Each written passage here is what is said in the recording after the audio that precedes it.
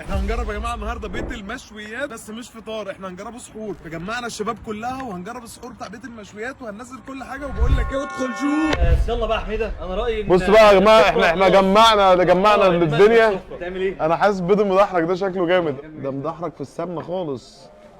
ايه ده؟ فول بالصلصه، بطاطس بالمكرونه بالبشاميل، قصدي باللحمه مفرومه. فاحنا بقى يا جماعه النهارده في ايه؟ بيت المشويات. نزلنا كوليكشن بسيط، هم عاملين سحور، احنا صورناه كذا مره فطار واول مره نصوره سحور. معرفش هل دي اول سنه يعمل فيها سحور ولا لا، بس ادينا بنجرب اهو. عندك بيض باللحمه المفرومه، فول مش عارف هو هيبقى فوقيه بيض بالموتزاريلا. عندك ايه؟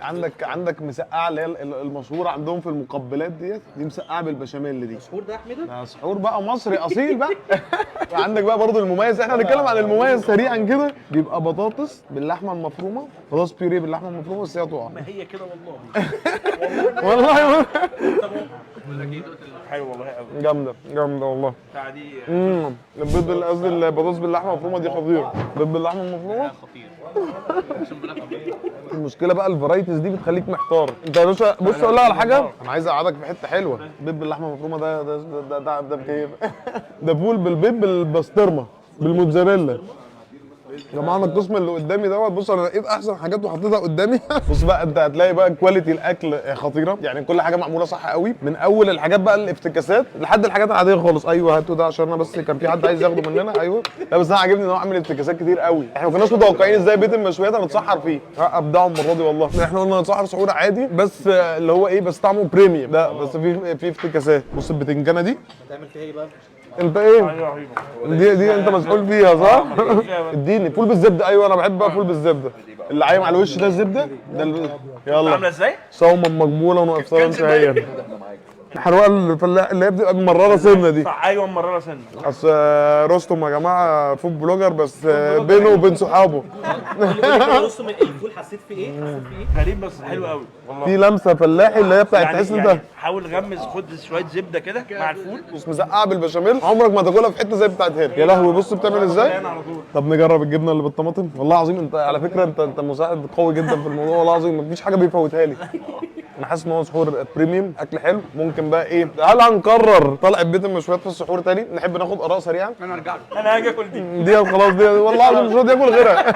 بوب مش هنعرف ناخد رايه دلوقتي غير بعد سادس رغيف. رقم واحد البيض بالسمنه الفلاحي جوه البيض باللحمه المفرومه، اللفلوف اللي هو جواه بطاطس مهروسه وسجق، وطبعا البطاطس اللحمه المفرومه والوش الجراتان ده، والفول. انا بالنسبه لي اللي هو الفول بقى طبيعي، يعني ما فيهوش افتكاسه فظيعه، يمكن ده ناقص بس ملح شويه.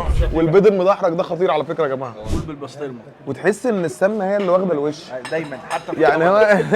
بص بقى ده بقى إيه ده فول بالسجق. يا لهوي، ما اصل تخيل بقى انت تاكل السجق بتاعهم بس في الفول. انا هفطر بكره خلاص ده بيض ما هو سحور ممكن تفطر بيه، تصدق؟ صح اقسم بالله تفطر بيه ده. هدول بقى بفولين اللي نرجع عشان انا ده بالنسبه لي السجق ده حلو قوي. قلم ده حلو. بص ده مجنن امير ده. هي السمنه. هي السمنه طابع فظيع. لا يا جماعه امير ده كان 150 كيلو. هرجعهم لا بس السمنه، انا شايف ان السمنه هي الاكتر حاجه عامله طابع رهيب. يمكن احنا الحاجه اللي احنا همشناها شويه الطعميه ده دوت بالكيري. دي حلوه دي. هجربها مع ان انا مش من هواة الطعميه قوي. بعملها من بره طريقه، من جوه ما فيهاش اي حاجه. لا يعني هي الاختراعات واللمه وفكره. بص البيض المدحرج ده برضه على فكره عشان اتظلم في النص هناك. بص النبي البيض عامل ازاي في السمنه. بقول لك ايه، اقفل بقى يا مصطفى. يا جماعه احنا ايه قلنا ننهي. قلنا ايه بس كده؟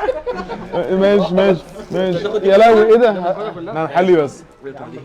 الدنيا غرقانه في السمنه هنا. انا اخدت عسل بالطحينه بصراحه، انا ده اكتر واحد بحبه، اللي هو عسل اسود. يلا اشطب. عسل حلو قوي. الزبادي نفسه حلو قوي. ها على فكره حلو صح؟ لا حلو. لا الفطير تقيل بس خفيف.